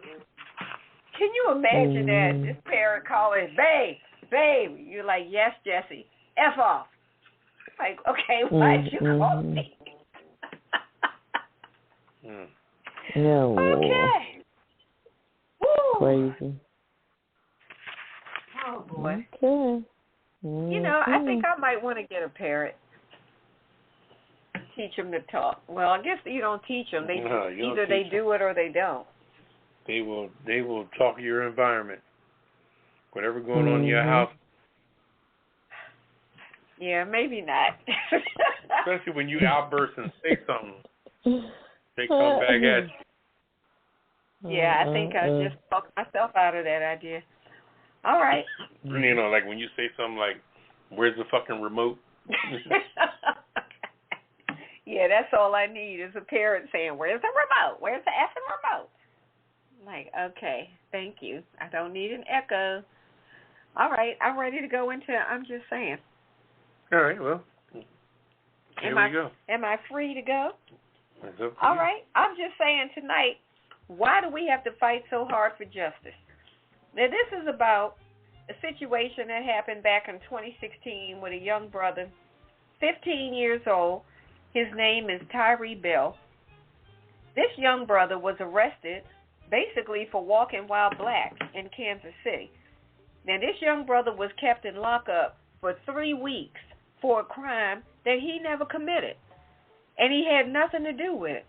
He just happened to be black and out there walking around, and the cops were looking for some other black young men who had done something, and they just grabbed him and said, yep, that's him. So they put him on lockdown. Now, Tyree was out walking home from a relative's house when the police stopped him one day back in June, and like I said, this was in 2016, and this was after somebody called 911 and reported that 3 black males were playing with guns on a corner. So these 2 officers, Newkirch and Munyon, responded to the call. So when these 2 officers arrived, the 3 guys started running. One of them ran and got away. But then moments later, the police came across Tyree Bell, who was on his cell phone, walking down the street, coming from a relative's house. They looked at him and said, that's our guy, and they grabbed him. Now, even though Tyree Bell was much taller than the suspect, he was dressed totally different because he was not the guy they were looking for. So he didn't have on the same clothes. He was taller, but the only similarity is that he was black and he was a young person. So they had him placed on a 24-hour, what they call investigative hold, and then they held him in jail for 3 weeks, and he was never charged. So they got him just sitting there for 3 weeks. eventually a detective reviewed the patrol videos, looked at it and said, oh, he had on something different than the person we were looking for, so we realized that we locked up the wrong person. So then they let him go. Once again, these cops saw a young black person, had no, concept that black folks are not all looking the same. So, of course, this young man now is totally traumatized. You got him locked down for 3 weeks. He was only 15. He's been in lockdown for 3 weeks. So now they let him out. So eventually he sued the officers that detained him, and in the lawsuit it included Kansas City Board of Police Commissioner, members of that, and also the Kansas City Police Chief, Darrell Ford, who was the police chief at that time. But as it turns out, a federal judge dismissed the lawsuit and said that the officers were entitled to that bullcrap qualified immunity. I'm so sick of qualified immunity. Now, these officers arrested this young man completely unnecessarily. But because they claimed they had qualified immunity, they just got away with it. I'm just saying, why do we as black people have to fight so hard to be able to get justice? So going forward now, in 2020, October 2020, the lawsuit got reinstated after a federal judge said that the officers did not have probable cause to arrest Tyree Bell. So the case went to trial, but then they declared a mistrial because the jury couldn't come up with a unanimous verdict. So then that got thrown out. So then the trial date got moved to a few, weeks ago, February 28th, and then that got canceled because they finally came up with a settlement. Kansas City was now saying, all right, we admit it, we were wrong, our bad, we're ready to settle. So all they were waiting on then was a federal judge to sign off on the settlement. So the Board of Police Commissioners finally agreed to a settlement in the amount of $900,000 paid to Tyree Bell and his attorney, Arthur Benson, who, now, this is what really blows my mind. His attorney is getting $458,000 of that. Now, I thought attorneys usually get 1/3, but he's basically getting half of this money. Out of the $900,000, the attorney's getting $458,000. Tyree Bell's getting $442,000 for compensatory damages. I'm just saying, they took him through all of this just to get justice for a mistake that they made that he had nothing to do with. He didn't cause any of this. But after all this time, he finally gets something that resembles justice. But what about the emotional damage? This young brother got locked up for 3 weeks at the age of 15 for some bullcrap that he didn't do anything wrong. He was walking down the street minding his own business. So now that the money basically is split with his attorney, okay, $442,000, yeah, that's some money. But by the time you pay taxes, etc., how is he supposed to just say this is now fair? It's not fair. This is not fair. Yes, the city did pay him some money, but it's still not just. You shouldn't have to worry about being arrested because you just happen to be black walking down the street. Where's the justice for that? This is Redwine, and I'm just saying, justice should not be so hard to come by.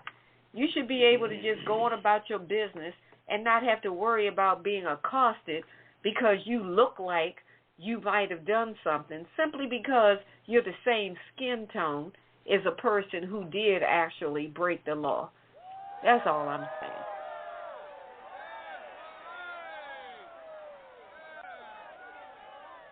Very interesting. But that's like a 50-50 split on that money. Mm-hmm. And where was this again? Yeah, ain't no 33. The lawyer got $458. He got $442. But he ripped them off. It should have been 30. Yeah, I'm like, dude, you needed to renegotiate so he's that. getting ripped off by the lawyers as well. He's getting ripped off all the way around. But you don't pay taxes on lawsuit money. Oh, you don't? Just Okay. to correct you on. I didn't know. Okay. No, that's... Well, that's good. At least you won't have to give up something to Uncle Sam, too. Mm-hmm. And where was it? No, I haven't. You got to do it. It's a blast. I haven't had to sue anybody. But if anybody want to step to me, I'll sue you. I'm ready. Mm-hmm. All right, living for the city, Poppa DD. What's happening in the city? I'm back again. I'm back again. All right, well, like I said earlier, I focused on the Washington Commanders, how they not doing nothing for the city, and I focused on the media, on how the media is not looking out for us at all. Everything we do is in the media, and prominent people of another shade doesn't go in. And I'm going to focus on this particular here. First of all, let me just say this here. This situation that happened up in Virginia, I won't even go to the county because I don't want to disrespect the family. But this man was murdered, allegedly by his son, in Virginia recently. And he was a man of a certain age. He was an adult. And when he allegedly killed his father, when he was showing him negotiating with the cops, trying to get him to drop the knife or whatever, it was done with a knife, so that's very personal. And what the point I'm making on this, as far as on the racial level with the media, they blinked out the guy. They faded. They did a little blare screen in front of him, but you could tell he was bareback, and they said he was covered with blood when the cops found him walking in the street after they found his father dead in the home. He was a white guy. And they blared out the picture. Now, I have seen blacks in the media that have done things, and the camera was all in their face, no matter what the situation is. Mm-hmm. And it's a sad part about it, because it seems like the freedom to film black people is so prominent. And you know, even in different situations in the city, different crimes and all, they seem like they want to find the worst-looking black person they can find, don't they, sometimes? Yeah. You ever notice when they go interview a black person, they find the one that got the curls in their hair and the draped scarf and the missing teeth. The missing teeth and everything they got to do with because that's the person who's willing to talk. And the media, you know, Miss Prominent Young Reporter will throw that microphone in that black person's face, and a black person think they're doing an honor, because our mission in most cases is to do good, because we was raised by do good people. So we just start talking. Well, what I saw was that they came out there, and that guy came up in, and he shot him over there, and I mean, you've seen them. You've seen the characters of our people they put on camera. Either other people don't want to talk or what have you, or they go to the person. They know that when they want information, they go where they're going to get it. You know, they don't care about the look or presentable or not wearing a robe and a muffin hat and fresh out you know what I mean? Mm-hmm. I mean, I've seen some humdinger people getting interviewed in the street with outfits on that you would not believe. And they'll put the camera in their face, and they, you know. But like I said, the gentleman, I don't want to put no disrespect, it was a sad situation. But they blared out this man that when the cops was negotiating with him. But I've seen when Mr. Brown was killed up there in Missouri, he laid in the street for 5-6 hours with a tarp over top of him, bleeding in the street. You know, when the cop shot him, you know, after he allegedly robbed the store or whatever, and different things and situations where we're caught, our dearly departed or people that got shot, we're just laying there, you know, and it's just, the story is just told raw as it can be told. But they blinked out this guy because it was a prominent neighborhood in Virginia where he allegedly killed his father, and while they were negotiating with him to give him a drop of knife, you saw the cop, but he was blared out. So are you trying to protect his whiteness or the situation? And it just go to show you that, you know, family drama is family drama, which has no color. You know, drugs is drugs. Drugs and drama is there, and it's just going to be there. and it's been there, and there's no racial lines on drama and situations in the family is going to do what they do, and they've been doing it forever, and it's just there. And no media person can sugarcoat it at all because it's very prevalent. There's just some things that racial lines won't make a difference because it's there. You know, public assistance is public assistance. WIC is WIC. You qualify for WIC, you get on it. It doesn't matter what your, if your baby needs milk and bread and cereal, then, your baby needs milk, bread, and cereal. That has nothing to do with your race and all. You're gonna get some WIC, food stamps, public assistance. SSI, housing, what have you. So as we rise to the top with people with so-called money, and these people all started somewhere. And like I said, when it comes to politicians are merely voted in. You don't have to come in with no education. You don't have to come for nothing. You got to have a clean record and be a U.S. citizen, but you don't need nothing. Now look at Donald Trump. What the hell is he? Look at Marjorie Greene, with her crazy ass. Look at Rand Paul. Look at that gay boy from South Carolina. What's his name? Oh, Lindsey Graham. Lindsey Graham. He gay as a $3 bill. He don't want to admit it. But look at him. He talks crap every day. Look at Cruz. What's his name? What's his first name? Ted Cruz. Ted Cruz. Look at him. That boy's crazy as hell. These boys ain't got no education. They hillbillies. And all they got to get there was votes. Why do you think they're trying to corrupt the voting system? Because that's what got them in that chair. And if they don't win the election, somebody else is going to be in the chair. That's why they want to stop the vote, make the vote go in their way, because they need a job. Where are they going to go and work if they're not the senator anymore? They're going to go to 7-Eleven, Dunkin' Donuts? Where are they going to work at? Think about it. What they going to do? They've been politicians for so long that they have been prone to be politicians. That's all we've seen them as. So now they got to keep that job. So they're going to do their best to get the votes. Now they got a big election coming up in Texas for governor. Governor Abbott is going up against that boy. What's his name? He ran before. The tall, skinny white boy that ran. He did very well. Him and Buttigieg was running. They were like kind of partners, with I can't think of his name. But he's good. He's going up against Abbott, and Abbott is so into the governorship of Texas. If he lost that election in Texas, I don't know. He'd probably be like Trump, saying, "I'm not leaving." And then people now they're not even contesting when they lose. That's how much they don't want to leave. They feel like I'm here and I'm staying. Fuck you, But you lost. Fuck you. I ain't leaving. Like Trump a few years ago. He didn't want to leave. They had to drag his ass out the White House. So, like I said, it's deep. But that racial thing is something, but some things ain't got no race tied to it. Poverty and all that jazz. There's just many white folks on welfare as it is black folks. There's just as many divorces, situations, problems, frustrations, depression, drug use, you name it. But I'm going to leave it at that. But okay. Just watch yourself out. All right. That was a good one. All right. Let's go to Hollywood. Get the entertainment wrap up from Ketel. You need a CC break, Ketel? No, we can keep rolling. Mm-hmm. All right. There you go. Let's keep it rolling.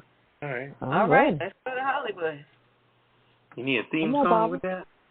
Come on, of course. Hollywood. Ba Hollywood. All right. Thank What you you got going on? Interesting name. Haven't heard him for a while. Kadeem Hardison. He wants a different world rebooted. Everybody knows different world. Yeah. All these other reboots, Full House, Fresh Prince, they've been rebooted. He said, we have been trying to get the rights so we can reboot it all for the past 10 years. But he's saying that the production company, Bill Cosby, they're not ready. He said everybody on the camera side is ready. They're ready to go with it. This ran for 7 years, and they said this was something that had never been done. It highlighted the lives and relationships a black college student, something that had never been done before. It was one of my favorite shows. So, I used to like that show. Yeah, for sure. Yeah. So why not? What do you guys think? They should reboot it or what? Just leave it alone or what? Why not? They reboot. If they do a good job, I'd love it. Well, why they got to do a good job? Just because if you're going to mess it up, then let it go. See, there you go. See? If you do a good job. You see how we beat up our black people? Now, they didn't reboot it Friends. They didn't reboot it all these other little white shows. They didn't give a damn about whether it was good, bad, ugly. They just wanted to make money. That's just my opinion. I'm saying if you're going to do something that lifts up the legacy of the show, then let's go. If it's going to destroy the legacy of the show, don't do it. Go ahead, Ketel. That's a light-skinned black woman talking. Go ahead, Ketel. Go ahead, finish. Okay. This is Redwine thing. Actress award-winning Whoopi Goldberg. She is heading back into the Star Trek universe. She's going to reprise her character, what is it, Guinan? Guinan. That's Guinan. Guinan. Okay, there you go. Yeah, she's coming back. Right. It's called Star Trek Picard. It's season 2 of it. Global, she will join Captain of the Enterprise. Of course, Patrick Stewart, Mr. Picard himself. I was like, okay, that's your thing. That's I'm not a Trekkie. Yeah, so that's on point. Whoopi is always busy. Hey. Well, like Richard Pryor said back in the day, be happy for any black person doing anything. So reboot that, get her in it, and come on. Okay. Go ahead. I'm sorry about that.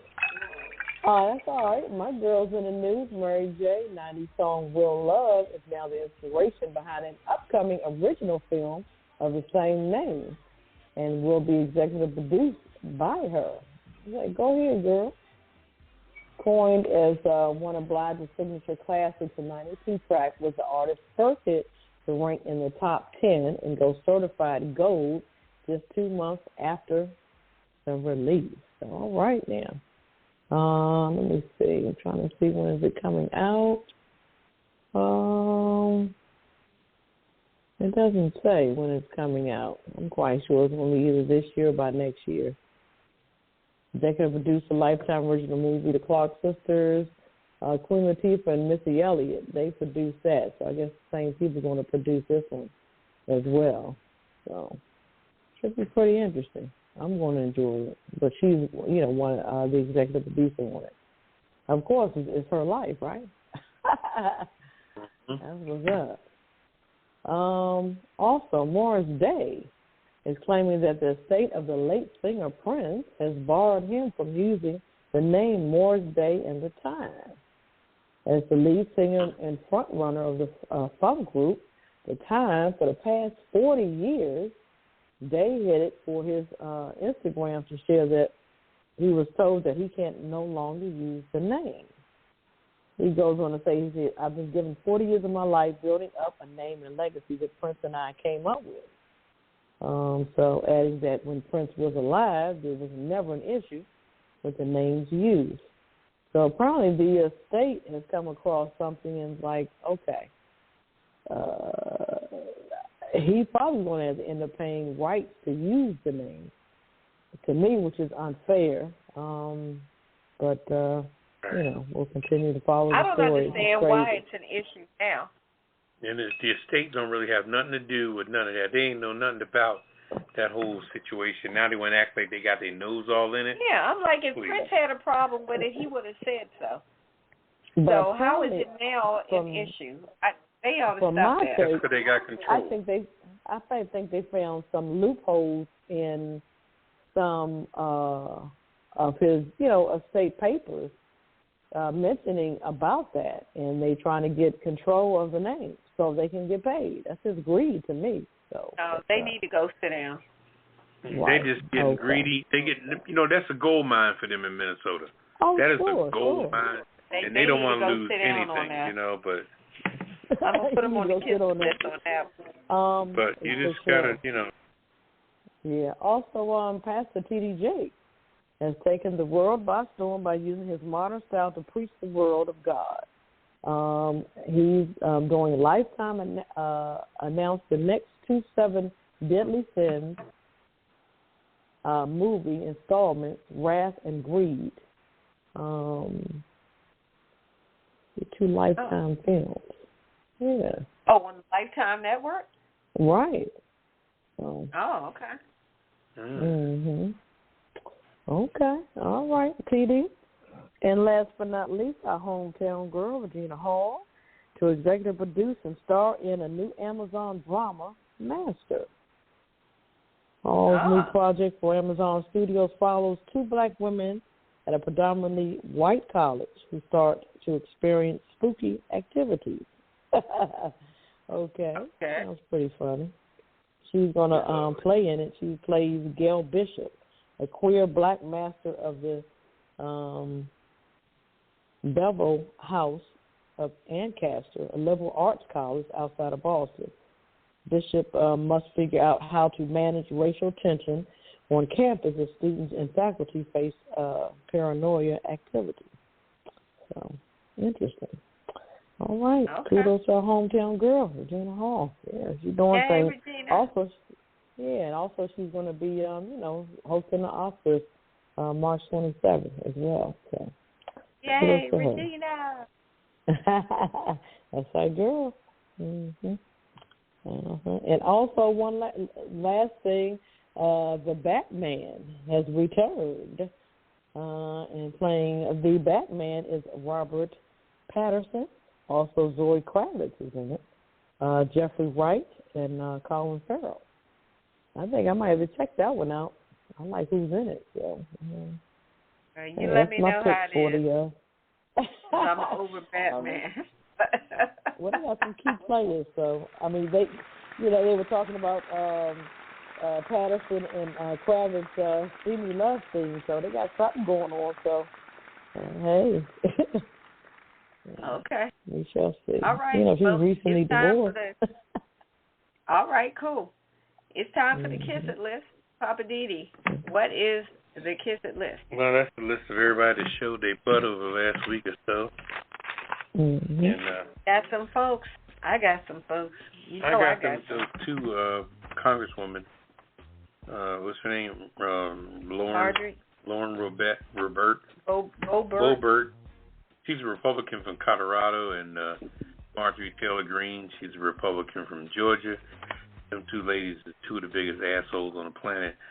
My man Biden was doing the State of the Union the other night, and they both heckled him like they had a fucking baseball game, knowing that they're in a chamber with the State of the Union address. Some respect. Where you don't like what he's saying. You should be proper. One thing too, when you do an outburst like that, you should think for a minute before you talk. And you ever think about it? We all sometimes think in our mind we want to say something crazy, but damn, your little metabolism from your mama or your grandmama on your little shoulders and shit saying, don't say that. You're going to fuck things up. They don't you know have what I mean? that. But damn, these jokers ain't got, none of it. There's no conscience, there's nothing. They just, and Biden's up there talking about the State of the Union, talking about Russia and the Kuwait war and everything. You're a jerk off. I'm like, you 2 little bitches, please. Yeah, shut up. Congresswoman at that. I got Glenn Youngkin, the governor of Virginia, for a number of things. Yeah. We got the NFL Combine for only including 4 HBCU players out of over 300 that they invited to the Combine. They only invited 4 from an HBCU. So shame on you. They don't want them to take the place of the white boys in there. They don't want to be showed up.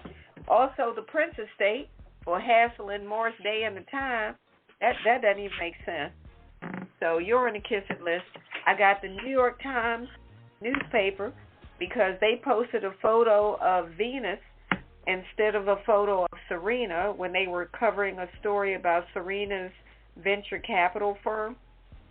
Once again, they think all black folks are the same. Oh, it's one of the Williams sisters. Yeah, just pick one. Shame on you, New York Times. Also, I've got Representative House Education Committee Chairman in Indiana. His name is Bob Bering. He made a comment about blacks lack respect for learning. And he's on the Education Committee. He said black people just lack respect for learning. But then once he got busted, he came back talking about, well, I apologize. Ain't nobody trying to hear that apology. You know, lose me with that. That statement is just so broad. I mean, what were you thinking when you said that anyway? What world did you think you was in? He was trying to talk about, well, why is there such a disparity in education for black students? So he was talking about, well, you know, finances and all this kind of thing. And then, you know, blacks don't have the same level of respect for learning. And then once he got flagged on it, he came back and apologized. Yeah, but why do mostly young white boys go in high schools and shoot up kids? Well, yeah. Can you answer that same question? No. You know what I mean? Everybody had their internal, what they think is stereotype of a race, but sometimes you couldn't bring the shit out of your mouth. It was realistic as you may think it is. You just can't bring it out your mouth. Like I was saying about those two hoes that said something at that. And full of crap. Yeah, well. Also, we got Kanye West for continually airing his family drama, in whether it's in songs, social media, or whoever will listen. Kanye, go sit down somewhere. Yeah, that brother, he's pissed off because, you know, it seemed like he don't love somebody when he's supposed to love the person, so he gets pissed off when that person is in love with somebody else. When he lost the first girl, what was her name? Amber Rose. And he lost her because his mother died at the time, and he was in a state of mind at the time, but he really loved that girl. But he couldn't hold on to his mindset based on his agony at the time. And then when he seen her moving on, he lost his mind. But then you're gonna get with Kim Kardashian, think that was a makeup from her, from Amber, which I didn't think was no fucking comparison. But anyway, you get with her now, and now you with her like everything's casual and not taking it serious. Then all of a sudden she's messing around with the brother from Saturday Night Live. And you're losing your mind because of that. Well, you was tapping that ass first. Hey. So why didn't you hold on to that from the beginning? As they say, you snooze, you lose. Well, I'm just saying. I got one more. Family Dollar stores. 400 Family Dollar stores recently were in the news because they have a major rat infestation. They got rats chewing on food products all in the warehouses. Dead rats chewing on rats. I mean, it's disgusting. Rats eating rats? Rats eating rats. Hey. Family Dollar, you are on the kiss it list. Y'all need to clean up your act. For real, for real. You're nasty. You're nasty. That's the last one I had. Ketel, you have anybody else? Dan Snyder, for sure. Why are you he's not doing misrepresenting? nothing, like you said. I mean, you open our eyes to Poppa. He's not doing nothing. Yeah. No, yeah. Why do we have a stadium in Prince George County? Why do we need FedEx in Prince George County? When the game's over, you cut the lights out. Ain't here, ain't no bars, ain't no club, ain't nothing here to represent the police. Get out of here. Anybody else for the kissing list? Shit. That's enough for this week. Yeah, let's give them their prize. Here it is. Kiss my entire ass. Kiss my Irish ass. You better kiss my Irish ass. This world kiss my ass. Kiss my ass. You can just kiss my ass. Baby, you can just kiss my ass. Oh. You can kiss my country ass. I said if you got a problem with any of that, you can kiss my natural born redneck to the bone, ever loving country ass. That's right.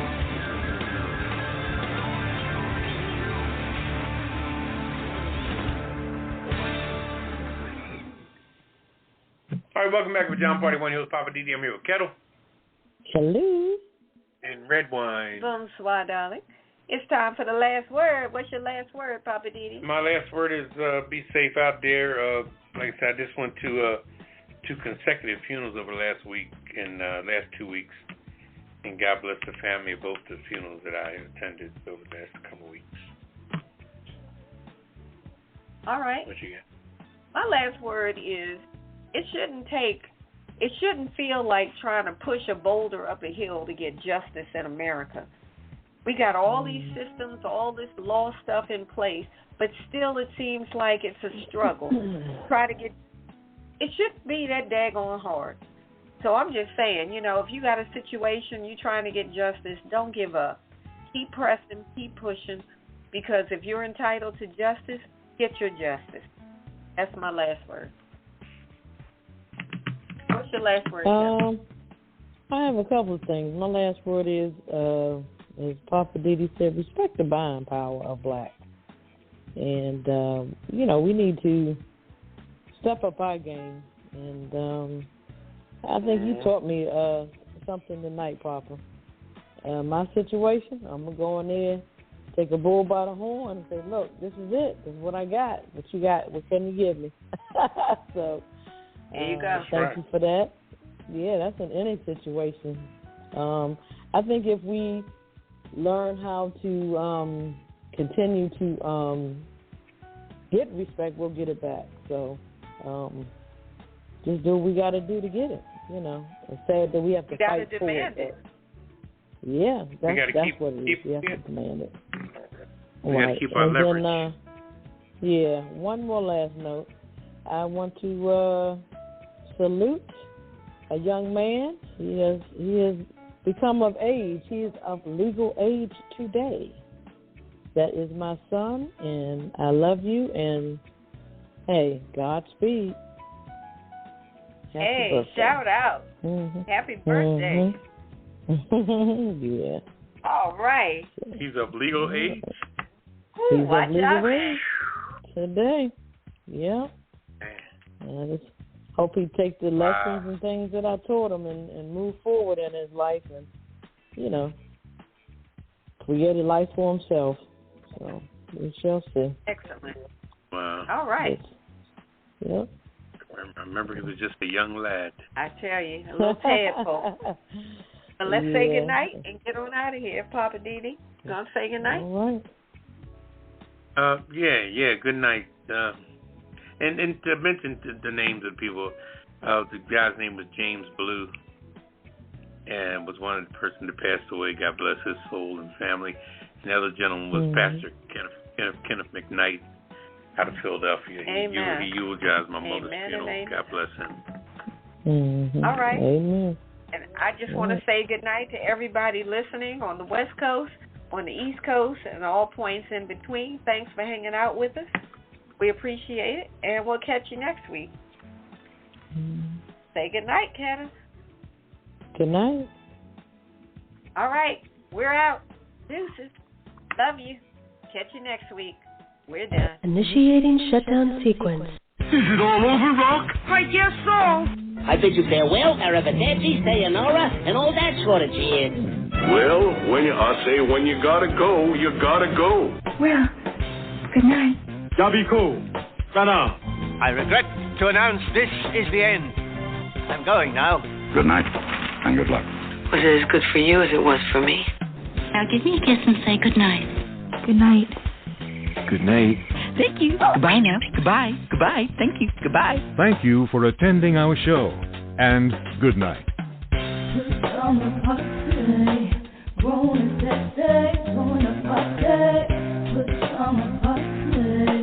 Party crew, keep it real for you.